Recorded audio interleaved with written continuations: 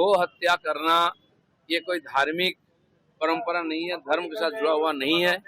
इस्लाम जहाँ से आई वहाँ तो गाय है ही नहीं। जानबूझ करके हिंदू समाज को दुखी करने के लिए यहाँ गो हत्या होता था। 80 करोड़ जनता, 100 करोड़ हिंदू समाज अगर बिना गौ हत्या की जी सकती है आराम से, बाकी लोग भी कर सकते हैं। जो संख्यागुरु समाज है उनकी भावनाओं को देखते हुए और कानून को मानते हुए अपना त्योहार को मनाना चाहिए। इसमें सबकी भलाई है, खुद मिलजुल करके खुशी से मनाएं सब। नमस्कार।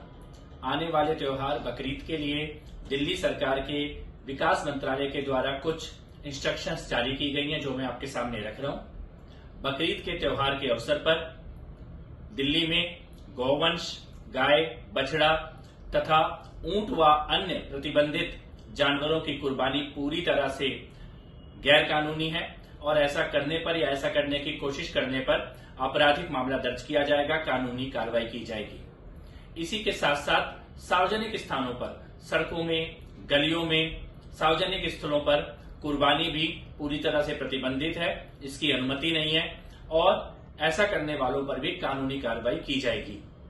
इसी के साथ साथ मार्केट में जानवरों की अवैध रूप से खरीद फरोख्त करना, सड़कों में, गलियों में मार्केट लगा के पशुओं को बेचना, खरीदना, यह भी पूरी तरह से गैर कानूनी है, इसकी अनुमति नहीं है।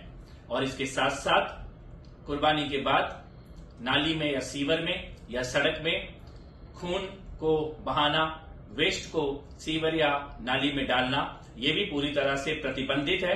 कुर्बानी केवल वैध स्थलों पर, निर्धारित स्थलों पर ही की जाए और खरीद फरोख्त भी केवल वैध तरीके से, वैध स्थानों पर जहां पर अनुमति है वहीं की जाए। इन गाइडलाइंस का कोई भी उल्लंघन करते हुए अगर आप पाते हैं तो आप पुलिस को सूचित कर सकते हैं, दिल्ली सरकार के विकास विभाग को भी सूचित कर सकते हैं।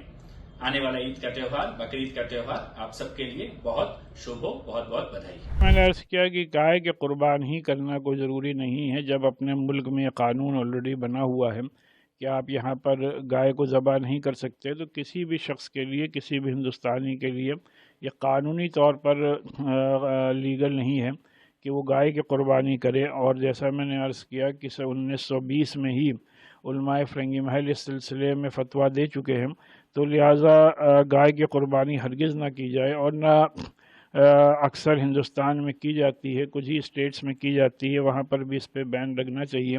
बल्कि इसके अलावा जो और ऐसे जानवर हैं जिनकी कि इस्लाम में कुर्बानी की इजाज़त है, वो आप जो ऑल्टरनेट है उसको इख्तियार करें। मुस्तकिल कहना है और हर साल हम ये कहते हैं, आम जनता से ये बात कहते हैं, तमाम मुसलमानों से ये बात कहते हैं कि ईद के दिन जो आपके यहाँ कुर्बानी होना चाहिए, ये नहीं है किस जानवर की हो, बकरी की हो, बकरे की हो, भेड़ की हो, दुम्बे की हो, किसकी हो, ये नहीं बहस है।